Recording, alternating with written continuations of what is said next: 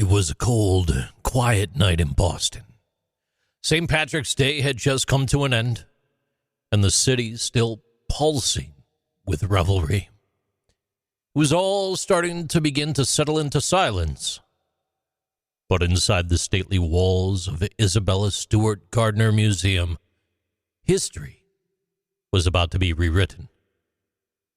At exactly 1:24 a.m., March 18th, 1990, a pair of uniformed men pressed the buzzer at the museum side entrance. They called themselves police officers. They claimed that there was a disturbance that had been reported. But the only disturbance that night would be the one left in their wake. Security footage shows them stepping inside, their dark hats pulled low over their brow. The guards, college students working an easy overnight shift, they had no reason to suspect anything unusual. After all, Boston PD was known to do late-night check-ins on museums.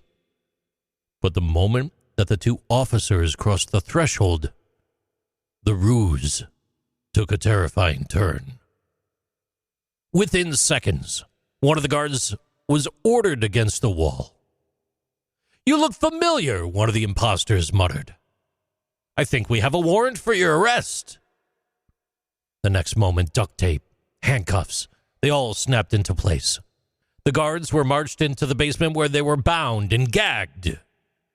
And then, as if rehearsed to perfection, the thieves methodically disabled security cameras. They cut alarm wires, ensuring that nobody outside the museum walls would know what was about to happen inside. From that moment forward, the museum was theirs. For the next 81 minutes, they worked with eerie precision, moving deliberately through the dimly lit halls, cherry-picking from a world-class collection of art. They seemed to know exactly what they wanted, and just as curiously, what they didn't. Among the pieces that they took was the Concert by Vermeer, a rare and priceless painting. Its fate is still unknown. They also took Rembrandt's Storm on the Sea of Galilee, his only seascape, and they cut it from its frame.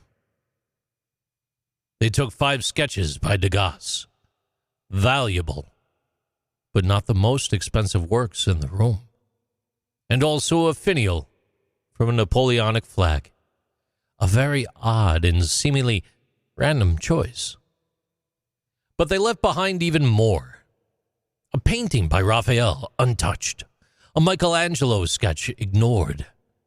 If they were amateurs, they were making bizarre choices. If they were professionals, what was their endgame? And then, just as suddenly as they had arrived, they were gone. At 8:15 a.m., the museum's morning staff arrived and unlocked the doors. And what they found was chaos. Frames had been hacked from the walls, the remnants hanging like ghosts of the art that once adorned them. The guards, still bound, they were frantically signaling for help from the basement. And when the FBI arrived, they were met with an infuriating reality. There were no alarms, no witnesses, no viable leads.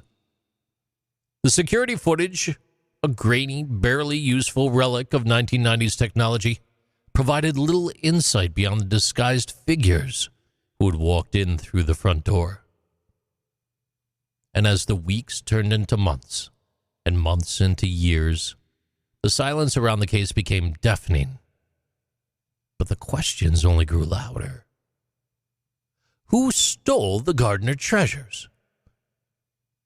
In the world of stolen art, it's notoriously murky. It's a mix of organized crime, private collectors, and black market dealings where paintings serve as collateral for drug trades and arms deals. Over the years, investigators honed in on a Boston-based mob connection. 2 career criminals, George Reisfelder and Leonard DiMuzio. They were named as likely culprits, and both had ties to the local mafia and a history of armed robberies. But there was just one major problem. They were both dead. Had they taken the truth with them? It's a question that still remains. Other theories continued to swirl. A wealthy collector commissioned the heist, and the paintings are sitting in a private vault unseen for decades. Or maybe the mob stashed the paintings as bargaining chips, only for the trail to go cold after arrests and assassinations wiped out those in the know. Or maybe the art was destroyed. A horrifying but possible scenario, one in which the world's greatest masterpieces are forever gone. The Isabella Stewart Gardner Museum never replaced the stolen paintings. Instead, the empty frames remain on the walls. They stay there waiting for their masterpieces to return. The museum's $10 million reward still stands, and the FBI still lists the case as open. Leads do still trickle in from time to time, but they all end in the exact same way, in frustration. As of today, the world's most valuable missing paintings remain just that, missing. And for the thieves, if they're still out there, they're watching, they're waiting, and maybe, just maybe, they aren't finished yet. These are Interesting Things with JC.